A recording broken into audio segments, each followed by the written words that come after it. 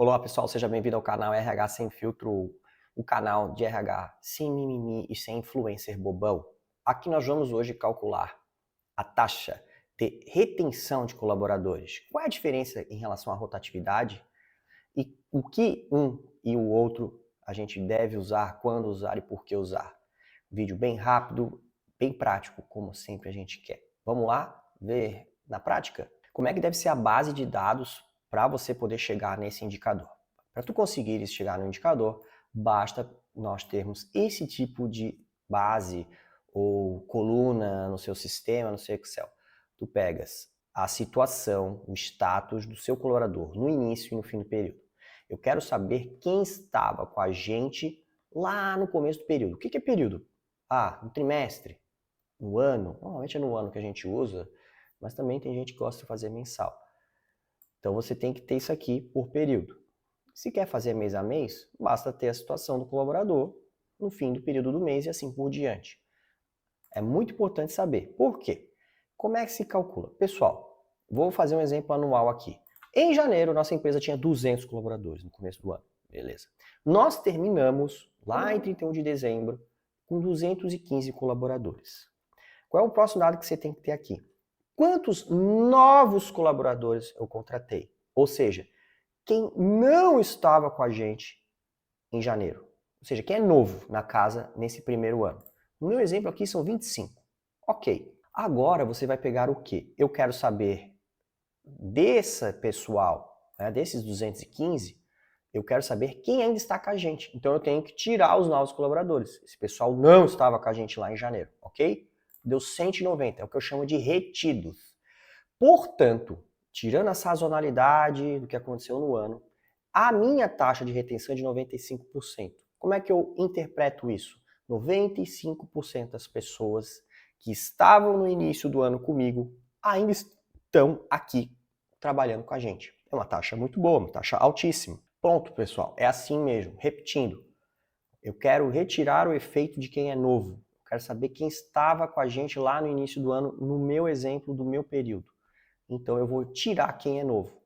Então eu vou saber que aqui deu 190, a diferença entre fim do período e novos colaboradores. Qual é a diferença por turnover? O turnover, a rotatividade, ele vai dizer o quanto da nossa força de trabalho ao longo do tempo está saindo.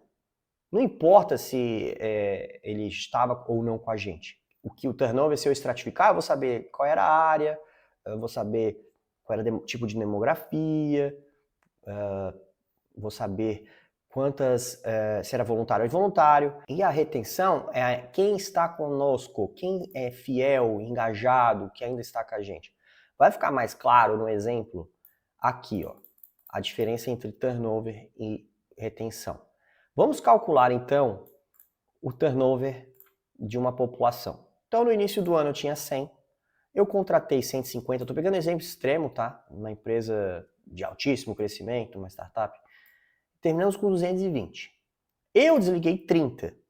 Então vamos lá, vamos calcular o turnover pela forma que eu já ensinei no outro vídeo. É simplesmente pegar a média de colaboradores, a média é início e fim do ano, dividido por 2, então deu 160.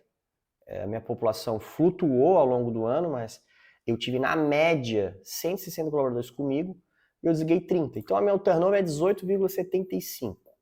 Não é um turnover ruim, concordam? Não é um turnover ruim.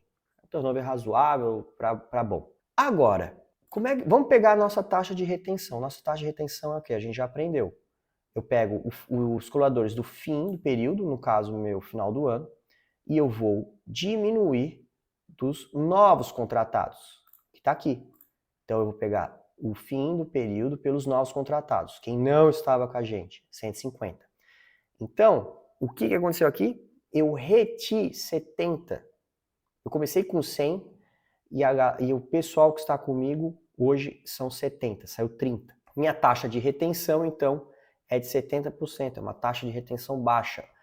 Muita gente que estava conosco saiu ao final do ano.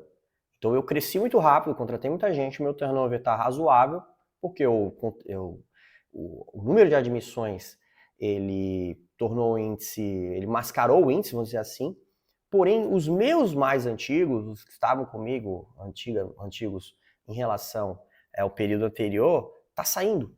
E isso é um problema, porque eu vou mostrar no turnover, eu sou um gerente espertinho, ou até por falta de conhecimento, eu vou dizer assim, nosso turnover tá muito bom. Crescemos pra caramba de número de pessoas, e ainda assim, trazer muitas pessoas pode ser um fator perigoso de desestabilização, ou dificuldade de adaptação, enfim.